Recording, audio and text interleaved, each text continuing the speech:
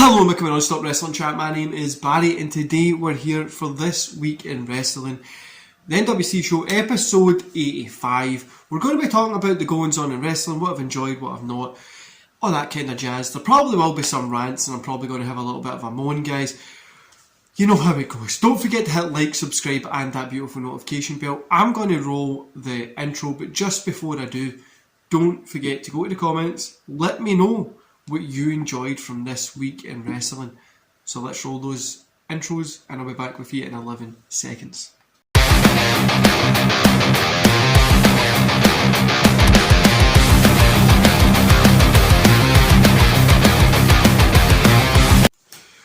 Oh, okay guys, what a week it has been. I'm still using this big stupid laptop since my other laptop has decided not to be delivered. I'm going to try and no swear this episode, guys. Trying to be more family friendly. I'm kidding on, fuck that. My other laptop's no came. I've got this one. I'm away. There's a quick update on the channel as well. I'm going to be away for like 6 weeks. I'm away working, away in a different country. So my videos, I'll back here at weekends. I'll be trying to get this stuff done at weekends. So hopefully we'll be getting some normal content scheduled. I'm currently away as well. As you're watching this weekend, I'm not here. But yeah, let's get into it. So, Raw and Smackdown have been good this week again. That's 2 weeks in a row. Both of these were good. Let's just talk about the fact that Hit Row's back, which is a great signing. Obviously one of them is over in AEW as well just now, so we've only got 3 back.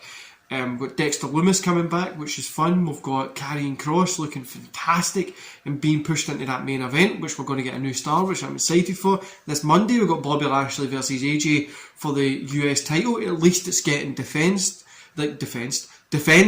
And the IC title got defended on Smackdown last night. So that was Gunther versus Nakamura. A beautiful match.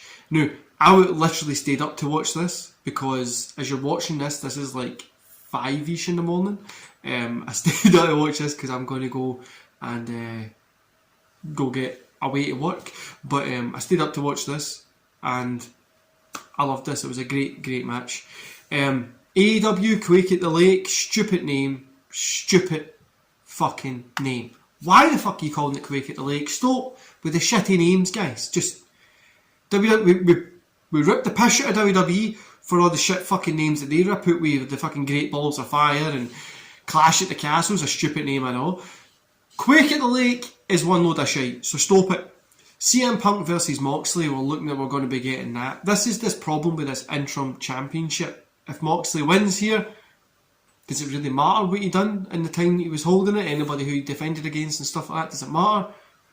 I don't think it does, but if CM Punk wins, obviously, like I just said, it doesn't matter. But if Moxley wins, what does it mean for the CM Punk reign? Like, the whole interim thing in wrestling isn't really going to work well.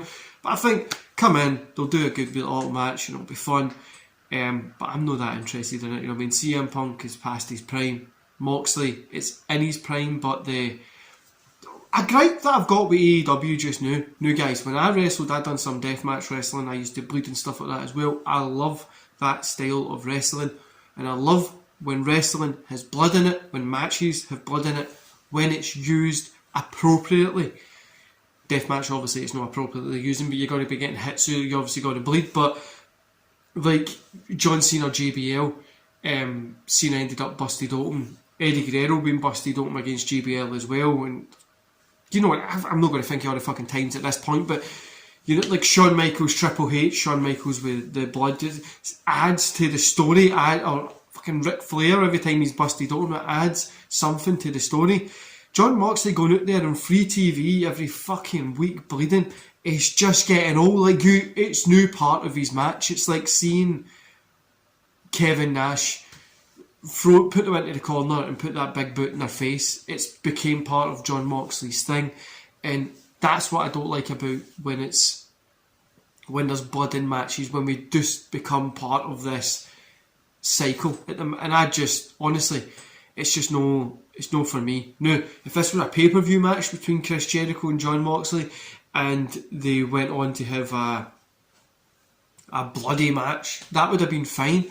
But on free TV as well, you know what I mean? Like another thing, Darby Allin, one of my favourite wrestlers at the minute, against Brody King. Brody King, is that right? I think so. In the coffin match, which was okay. I mean, it wasn't anything great. Sting coming out of the coffin. Then when he choked him, even when he choked him with the chain, like I've no showed this to my kids, you know what I mean? And I'm not a person who wants family-friendly wrestling. It's a bit fucking awkward, wasn't it? You know what I mean? We all know this is a work here. This isn't very believable. You're like, Darby Allin weighs less than fucking me, so I'm training for a few marathons just now, so he weighs a lot less than me. But yeah, I don't know. Then you've got that Parker that is over there, and Tony Khan's probably going to make him look like some sort of Goldberg. The other thing is, I do want to say is obviously got Bray Wyatt that's possibly going back to WWE. I don't know if I would like to see him go to AEW. I think AEW need to focus on the guys that they've got just now and don't worry about getting anybody else in. Just focus on who you've got and build with that instead of from keep bringing in these other guys, because they are tipping to the older side of this scale. Now, obviously being 35, 36, 37 isn't that old, right? But what you need to remember is these guys are getting up there in age, and wrestling age is like fucking dog years. I mean, people have watched these people, if they've been in WWE, say like a Daniel Bryan, right?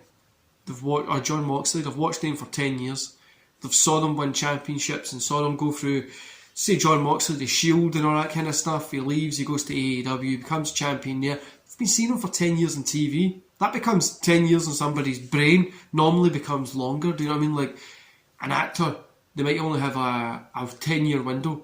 Then you never see them after it, never see them before it. So it'll be a 10-year window where they really make all their money.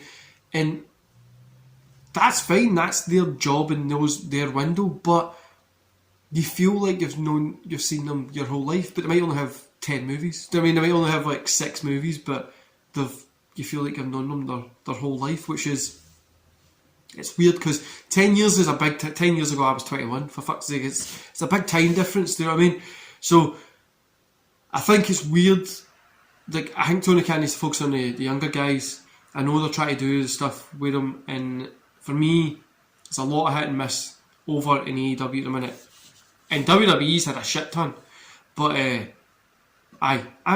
other thing is, the Bray Wyatt going over there to WWE, I think, makes more sense because there's a lot more they can do there. You get paid a lot more fucking money, let's be honest, at the end of the day. You get seen by more people. Now, I want to talk about Impact Emergence. I was just about to say Emergency, because this show was okay. Just like anything on Impact, it was fun, enjoyable, matches were good, and it was there. Do you know what? That's the fucking worst thing with Impact. Everything's just there. Nothing poor stands out. In fact, guys, before we do get to that, I wanted to talk about Madcap Moss. You know I'm not a big fan of this guy.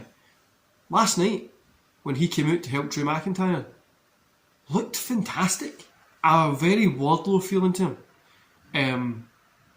And I could see it. I could see that he could be, no main event yet, nowhere near that, but I could see that it's believable to maybe take a title somewhere or be in a tag or something. I can see that, which is pretty good. But back to Impact. So we'll run through the cards. We've got Brian Mayers was out there. I think that was the pre-show. Wait a minute, have I got pre-show here? I've got VXT against Rosemary and Valkyrie.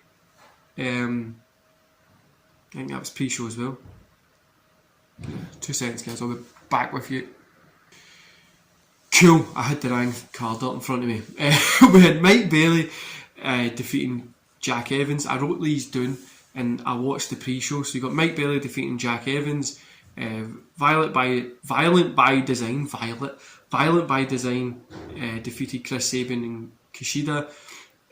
Bando defeated Ray Horus. Sami Callihan defeated Steve can't I say that name? Steve. Let's call him Steve.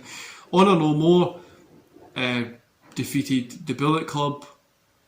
Jordana Grace defeated Maya Yim, and Josh Alexander defeated Alex Shelley. I'm going to say Alexander against Alex Shelley was probably my match of the night from this card, but It was alright. I mean, it was okay. It was good. There was story, there was stuff there we could move on from, but nothing really... Nothing amazing. Like, that's the problem with Impact. Nothing is... It's like you can sit and watch it and go, that was a really good show. What happened? Fucking idea.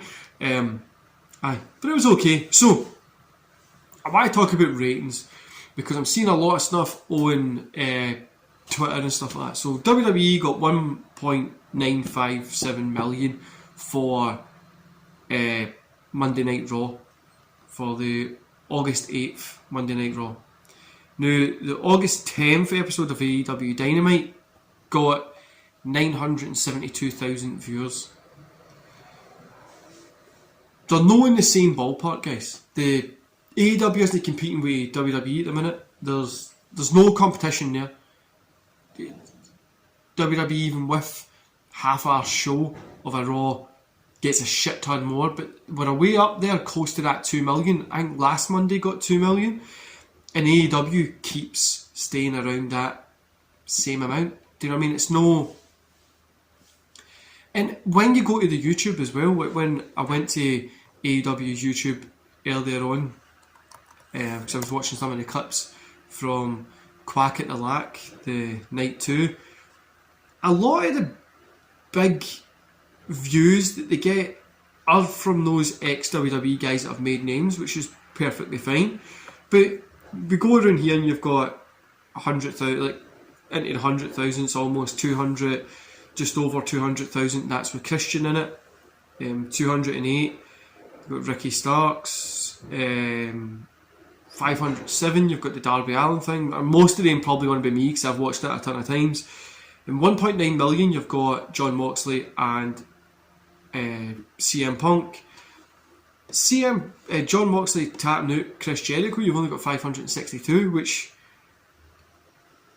is weird, but you go over to WWE, the kind of YouTube numbers stay the same. It shows there's an online wrestling fan base that are just catching these clips. And I'm not going to lie to you guys, I'm pretty certain it's majority of people like myself that are making YouTube videos, because I'm not going to stay up and watch this whole thing, but they've got the kind of similar across the board kind of rating wise, like on YouTube, like 200 here, 200 there, ends up going to like 2.3 million is like Roman and Brock kind of stuff. Like Rhea Ripley punishing Dominic Mysterio's got 404,000. 9.8 million Roman Reigns versus Brock Lesnar, a Road 2 kind of thing. So they are similar ballparks, but I don't think there's a competition between these two guys at the minute at all. I really don't. I don't see why people have to turn this into like this or that. And that's bringing me to my final wee statement here, guys. No matter what anybody says, enjoy the wrestling that you enjoy. The biggest detriment to professional wrestling is the wrestling fans. Everybody's got an opinion.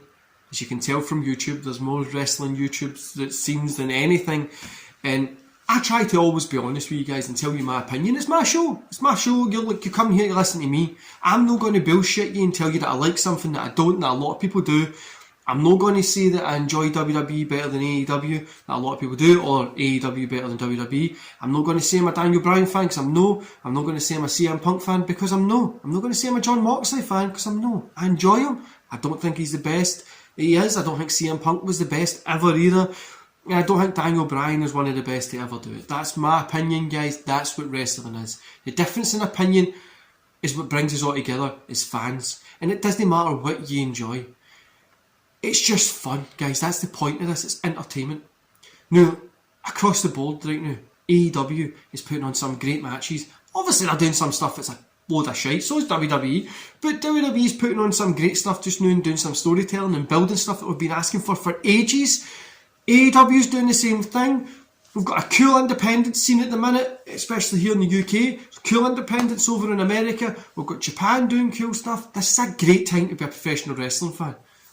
It feels good. We've got stuff to watch, stuff to catch up on. You go to the WWE Network and go back and watch the old stuff if you want. That's there as well. Just have fun, guys. That is the most important thing. Now I'm going to leave you and leave you here because I need to actually head. So don't forget to hit like, subscribe and that beautiful notification bell, and I'll see you back here this week for some UK special matches and stuff that I'm going to be talking about. Hopefully if my new laptop comes. So I'll see you then. Enjoy the rest of your day, guys.